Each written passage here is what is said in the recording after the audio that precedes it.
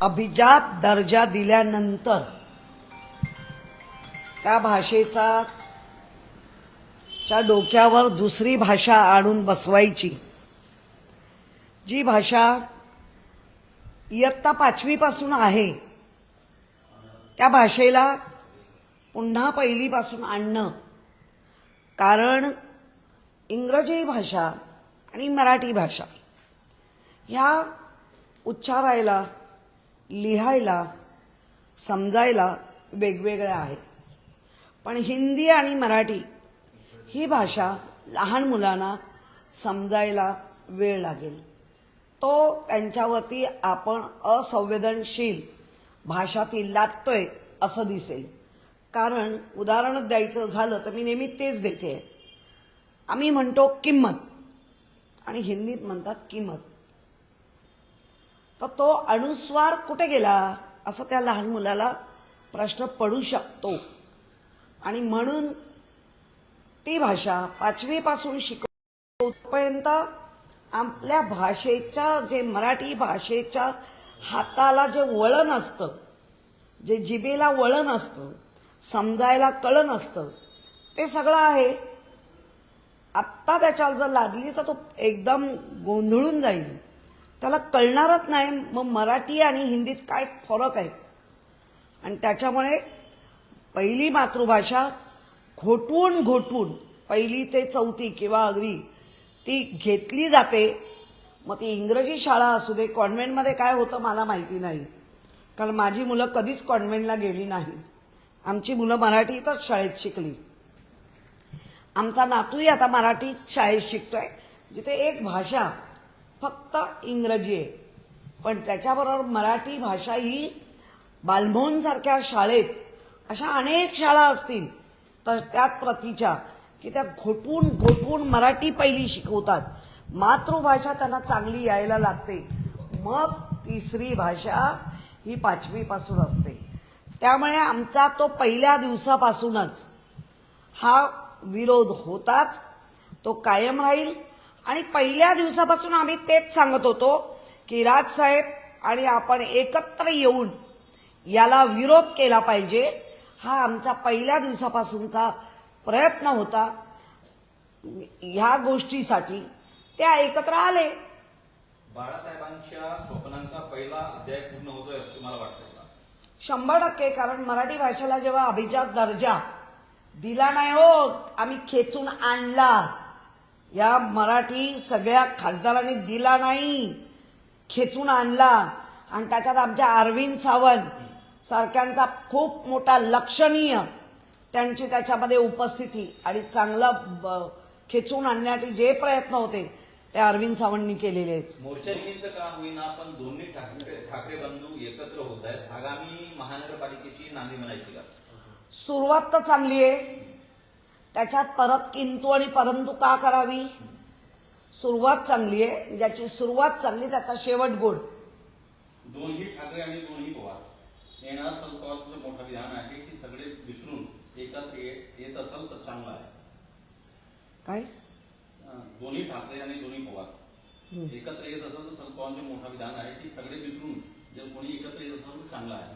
हो, आमचंही तेच मत आहे. आता जे ज्या पद्धतीने चिखल करून ठेवलंय आणि त्या चिखलातून जर बाहेर येत असतील आणि सगळं छान होणार असेल तर महाराष्ट्राच्या लोकांना हेच हवं आहे. महाराष्ट्राच्या लोकांना फुटाफुटीचं राजकारण नको आहे, 50 खोकेचं राजकारण नको आहे. आणि महाराष्ट्राला तर खोटं बोलणारं तर अजिबात नको आहे. अनिल देशमुख यांनी मोठा खर्च सुरू केलेला आहे की लक्ष्मण प्रसावासाठी बांधण्यात आला असेल त्या संबंधी आम्हाला ठेवण्यात आला होता. आणि राऊत अनेकदा लपून लपून छपून घरात जेवण यायचे अनिल देशमुख आणि त्यांनी असा रोड तुरुंगासाठी सांगितलंय. तो कुठे घाऊस्फोट कसा होऊ शकतो? अनिल देशमुखांना आता नेमकं काय सुचवायचंय? जेवण तर मान्य तरी येतं. जेवण कोणाच्या तरी घराचं आलं असेल मान्यता असलेल्याचं, आणि ते जाऊन जेवत असतील तर लपून छपूनचा काय प्रश्न आहे? ते मला माहिती नाही आतमध्ये काय चालतं ते. माझ्यावर ईडी आणि सीबीआय आणि 170 धाड टाकल्याचे अनिल देशमुख माझ्या 6 वर्षाच्या मुलीने देखील घोषित करण्यात आली होती. आणि सर्व त्रासमुळे माझ्या पत्नीला कॅन्सर झाला असा त्यांनी विधान मी आता काय होऊन गेलं, त्यांनी अख्खं एक स्वतःचं आयुष्यातली 6 वर्ष त्यांनी याच्यात घालवली. त्याच्यामुळे त्यांच्या मनातून जे जे काही येत असेल, बघा प्रचंड आपल्या घरातल्या लोकांना ते टेन्शन असतं, ते ट्रेस तो येतो. आता कॅन्सर का होतो ह्याचे अनेक कारणं, त्यातलं एक कारण असं त्यांना वाटत असेल तर माहिती दे. हिंदी चित्रपटाच्या अभिनेत्री कथित संबंध आहे आणि त्यांचा आरोप करण्यात आला होता आणि सीबीआयने जे आरोप चौकशी केली मात्र ते खोटा आरोप होता. काय अनिल देशमुखवर एक हिंदी चित्रपट अभिनेत्री त्याच्या कथित संबंध आहे असा आरोप करण्यात आला होता. शी हे नेहमीच काहीतरी विचित्र असतं, त्यामुळे मी त्याच्यावर नाही बोलणार.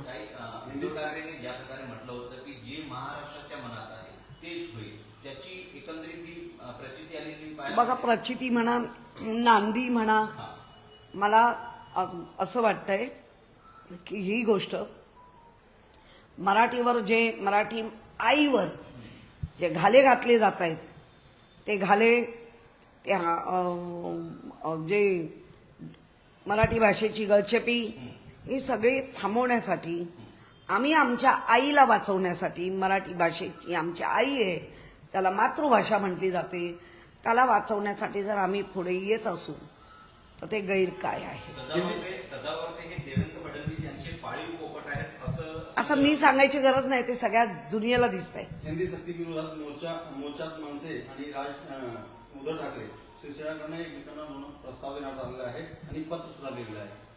राज ठाकरे काय घडतंय त्यापेक्षा इथे काय घडतंय आणि तुम्हाला काय कळत, त्याच्यात चांगलं आहे ना.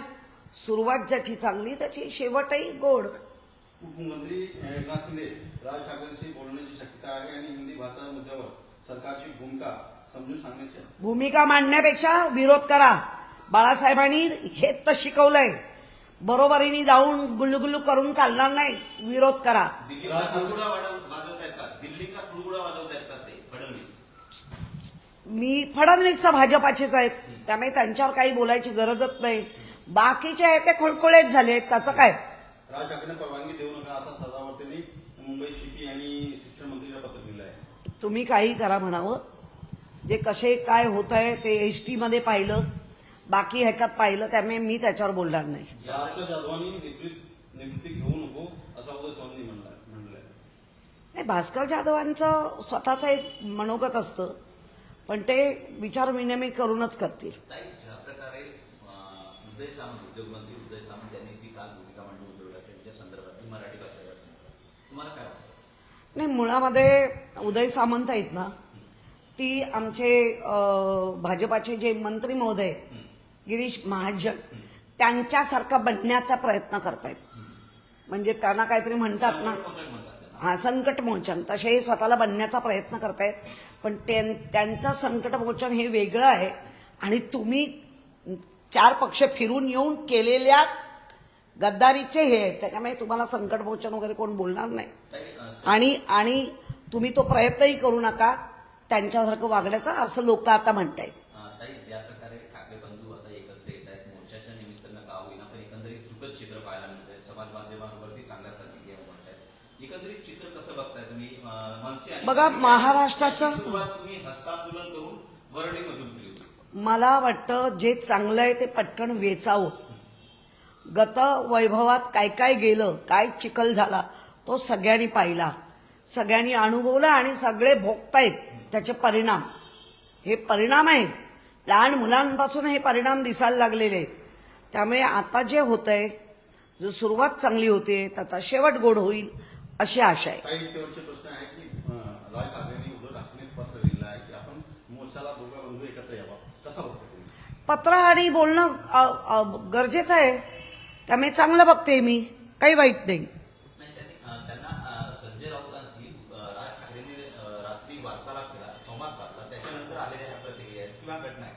बरोबर आहे, कुठेतरी तो वार्तालाप व्हायला पाहिजे, कारण आमची 29 तारीख होती. मग अशा तारखा देऊन महाराष्ट्राच्या लोकांना पझलमध्ये टाकणं, गोंधळात टाकणं, त्यापेक्षा आपण एकत्र निघूया. आता परवानगीचा मुद्दा आहे, मोर्चाच्या परवानगीचा मुद्दा नाही दिला तरी काढणार.